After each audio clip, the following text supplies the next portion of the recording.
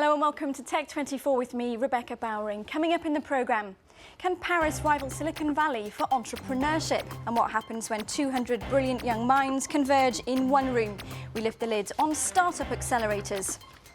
And wear your world on your sleeve, keep in time with calls, emails and social networks with SONY SMARTWATCH for Android.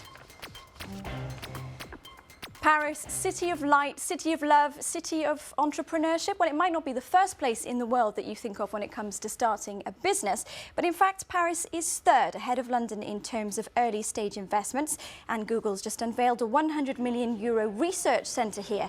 So what are the city's chances of becoming Europe's #1 haven for entrepreneurs? My guest this week is Rand Hindi. Thanks very much for being with us on the programme. Now, you're an entrepreneur yourself, and you're also a fixture on the tech startup scene here in Paris. You helped to develop fledgling businesses, and you invited Tech24 recently on what you called a geek tour of Paris. What was that about? Well, the idea was to show to everyone that Paris is becoming a hotspot for technology entrepreneurship, and to start creating connections between us locally and people from abroad. So we decided to create this geek tour to get high-profile people to Paris and show them that we're really, really good. And hoping that they will then invest. Absolutely, that they will invest and start, doing business with us. And you took us to some of the prime locations for startups around Paris, including one called Le Camping, and it's a startup accelerator. What does that mean? Well, a startup accelerator comes in at a later stage in incubators. So they take teams with an existing project they're trying to get from the initial, idea stage to an actual product on the market, and they help them accelerate so that they can quickly test their hypothesis and get user feedback.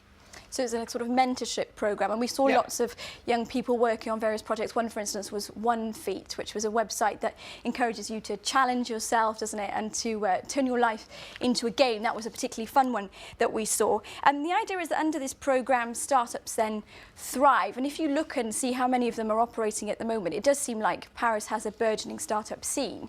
But at the same time, France is a country where 70% of young people coming out of school say they want to be public servants because it's safe. There's a bit of a risk-averse culture. Well, I wouldn't say that. I think the problem is that they don't know what their options are. So traditionally, people in France have been trained to enter industrial companies. Right now, we have this new ecosystem for startups, which is really attractive for engineers, but they don't know about it. So part of what we're trying to do with the Geek Tour is also show all students that they can start a company instead of going to work for a bigger one. And what does France have in terms of resources that maybe other countries don't, which make it a good place to start a business? Well, contrary to what people think, we have one of the best fiscal systems for startups.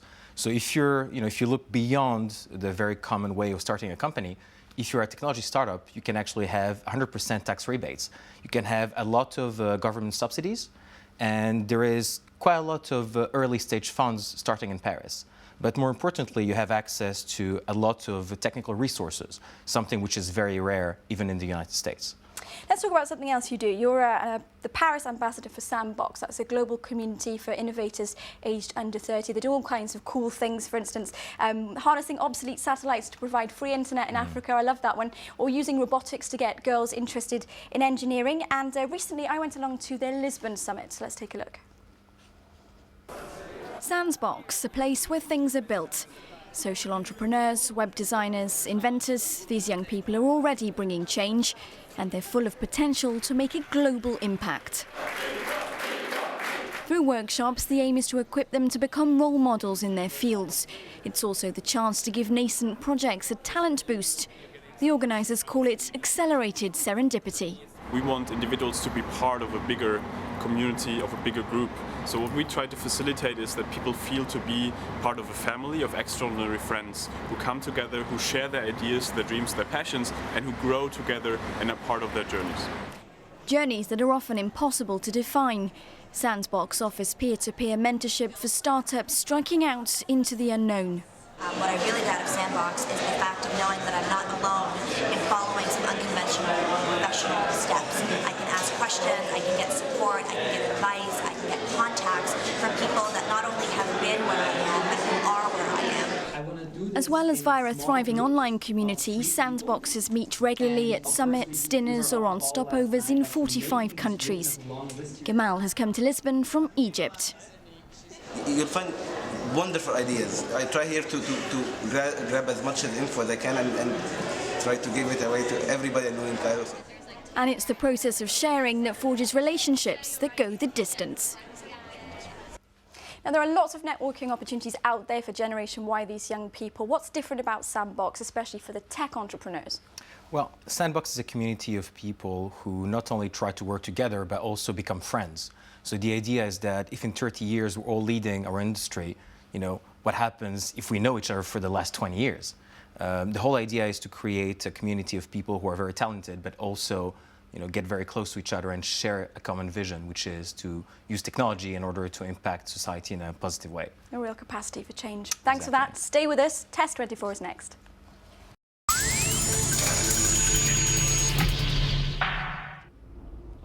From TV to cars, smart is a hot trend for 2012. Sony launched its smartwatch for Android at this year's CES. Social networks, calls, texts, GPS are all accessible, James Bond style, but is it a smart buy? My question to you, Hindi. Well, yes, I think it's actually quite fun. So the watch works very simply. You connect it to your Android phone, and you're then able to access everything directly using a touch screen. So you can swipe it here. What kind of stuff can you access, though? You can check your Facebook status, or exactly, or you can access Twitter? your calendar. Well, in that case, I don't have much to do today. You can send text messages? Yeah, you can send text messages, and you can also control the camera that's on your phone directly. Oh, that's quite cool. So you can see me there. Exactly. So you see, I can actually film anything with the smartphone.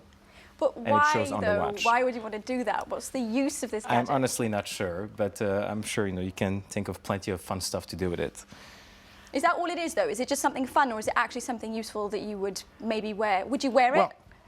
Yeah, I guess I would wear it, but to be honest, I don't really like the design. I think it's a bit too simplistic. So there is an idea. I mean, everyone dreamed of a James Bond watch.